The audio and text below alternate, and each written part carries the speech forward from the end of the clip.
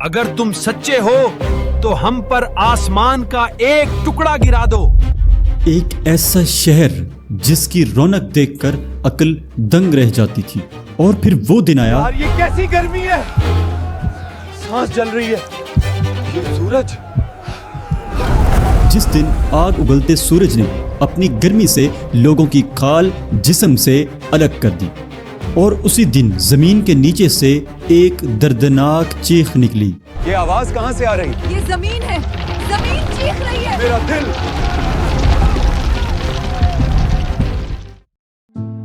आज की इस वीडियो में हम बात करेंगे उस बाजार की जहां सौदा माल का नहीं बल्कि ईमान का होता था, जहां लोग अपने तराजुओं से दूसरों का रिज्क चुराते थे। ये वजन बिल्कुल दुरुस्त है, जाओ अपना काम करो। तुम बेईमानी कर रहे हो, अल्लाह तुम्हें माफ नहीं करेगा। जिसका अंजाम अजाब इलाही की सूरत में निकला। दोस्तों, तारीख के पन्नों को पलटें तो हमें एक ऐसी कौम मिलती है जो शाम और हज्जाज के संगम पर वाक़ थी। ये मदीन था, एक ऐसा शहर जो तिजारत का मरकज़ था। यहाँ से गुजरने वाले काफ़िले मदीन की खुशहाली की मिसालें देते थे। यहाँ के लोग फ़न तामीर में माहिर थे। वाह, इस कुएं का पानी कितना मीठा है। हाँ, और ये फल भी बहुत अच्छे लग रहे हैं। लेकिन इस ज़ाहिरी चमक दमक के पीछे एक काली हकीकत छुपी थी। ये कौम सिर्फ बुत परस्त नहीं थी, बल्कि वो कौम थी जो नाप तोल में धोखा देकर लोगों के पैसे चुपके से लूटती थी। उनका सबसे बड़ा हथियार उनका तराजू था। ये वो लोग थे जो लेते वक्त पूरा तोल लेते थे, लेकिन जब देने की बारी आती थी, ये नाइंसाफी है, आपने वजन कम डाला है। ऐसा कुछ नहीं है, तराजू ठीक है। तो नाप तोल में डंडी मार लेते थे। याद रखिए, अल्लाह ताला ने हमेशा शिर्क की बुनियाद पर तमाम इससे पहले वाली कौमों को तंबीह की, लेकिन कौम शुएब वो वाहिद कौम थी जिसे पैसों में धोखा देने की वजह से अल्लाह ताला की तरफ से सज़ा की तंबीह दी गई। उनका गुनाह सिर्फ एक फर्द का नहीं बल्कि पूरी सोसाइटी का सिस्टम बन चुका था। जब जुल्म हद से बढ़ गया तो अल्लाह ताला ने उन्हीं के दरमियान एक अजीम शख्सियत को चुना, जिनका नाम था हज़रत शुएब अलैहिस्सलाम, जिन्हें तारीख़ खतीबुल अंबिया के लक़ब से जानती है। उनका लहजा इतना मीठा और दलील इतनी मजबूत थी कि सुनने वाला मुतासिर हो जाता था। जब हज़रत शुएब अलैहिस्सलाम ने अपने शहर के लोगों का वो हाल देखा तो उनकी आंखें गम से नम हो गईं। उन्होंने शहर के लोगों में जाकर पुकारा, ऐ मेरी कौम, अल्लाह की बंदगी करो और देखो, ये नाप तोल में कमी करना छोड़ दो। मैं तुम्हें आज तो खुशहाल देख रहा हूँ, लेकिन मुझे उस दिन का डर है जो तुम्हें हर तरफ से घेर लेगा। लेकिन कौम का जवाब क्या था? क्या तुम्हारी नमाजें तुम्हें यह सिखाती हैं कि हम उन बुतों को छोड़ दें जिनकी पूजा हमारे बाप दादा करते थे, या हम अपने माल में अपनी मर्जी करना छोड़ दें? तुम तो बड़े ही नेक बनते हो। वही तकब्बर जो आज के सरमायादारों में होता है। ये सारी दौलत हमारी मेहनत का नतीजा है।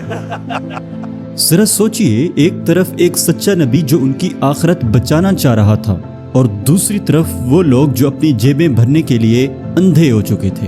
उन्होंने हजरत शुएब अलैहिस्सलाम को धमकी दे दी, ऐ शुएब, अगर तुम्हारा खानदान ना होता तो हम तुम्हें संसार कर देते। लेकिन गुनाह जब हद से बढ़ जाता है तो वो जिद बन जाता है। कौम मदीन ने अब नया तरीका अपनाया। वो शाहराहों पर बैठ जाते और हजरत शुएब अलैहिस्सलाम के पास जाने वाले मुसाफिरों को डराते, उन्हें लूटते। रुक जा, यही सब कुछ निकाल, वरना तेरा आखिरी सफर होगा। खुदा के लिए ऐसा मत करो। हजरत शुएब अलैहिस्सलाम ने आखिरी बार उन्हें झंझोड़ने की कोशिश की। ऐ मेरी कौम, मेरी मुखालफत तुम्हें कहीं इस मकाम पर न ले जाए कि तुम पर भी वही अजाब नाजिल हो जाए जो कौम नूह, कौम हूद और कौम सालेह पर आया था। मगर उनके दिल पत्थर के हो चुके थे। उन्होंने चैलेंज कर दिया, अगर तुम सच्चे हो तो हम पर आसमान का एक टुकड़ा गिरा दो। ये वो जुमला था जिसने फैसले की घड़ी को मजीद करीब कर दिया। जब कोई कौम अजाब मांगने लगे तो समझ लें कि मोहलत खत्म हो चुकी है। اب جو ہوا وہ تاریخ کے کانپتے ہوئے ہاتھوں نے لکھا۔ عذاب ایک صورت میں نہیں بلکہ 3 مرحلوں میں آیا۔ پہلا مرحلہ، مدین میں ہوا رک گئی، سورج نے آگ برسانا شروع کر دی، سائے ختم ہو گئے اور لوگ دم گھٹنے لگے۔ سانس چل رہی ہے، یہ سورج۔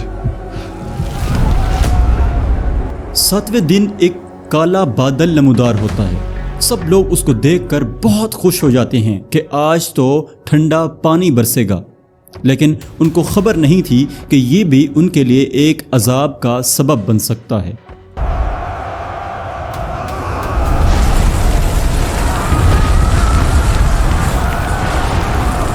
جب پوری قوم اس بادل کے نیچے جمع ہو گئی تو اس بادل نے پانی کی بجائے آگ برسانا شروع کر دی۔ ابھی تیسرے مرحلے میں کیا ہوتا ہے کہ ابھی وہ لوگ اس آگ کی تپش سے تڑپ رہے ہوتے ہیں کہ جبرائیل علیہ السلام نے ایک ایسی چیخ ماری۔ یہ آواز کہاں سے آ رہی ہے؟ یہ زمین ہے، زمین چیخ رہی ہے۔ میرا دل پھٹ رہا ہے۔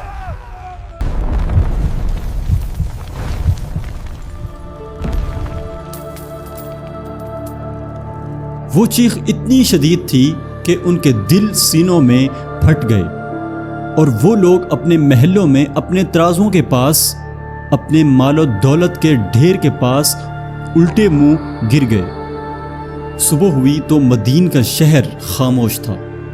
وہ ترازو جن سے وہ لوگوں کو لوٹتے تھے وہ زمین بوس ہو چکے تھے اور خون آلود ہو چکے تھے۔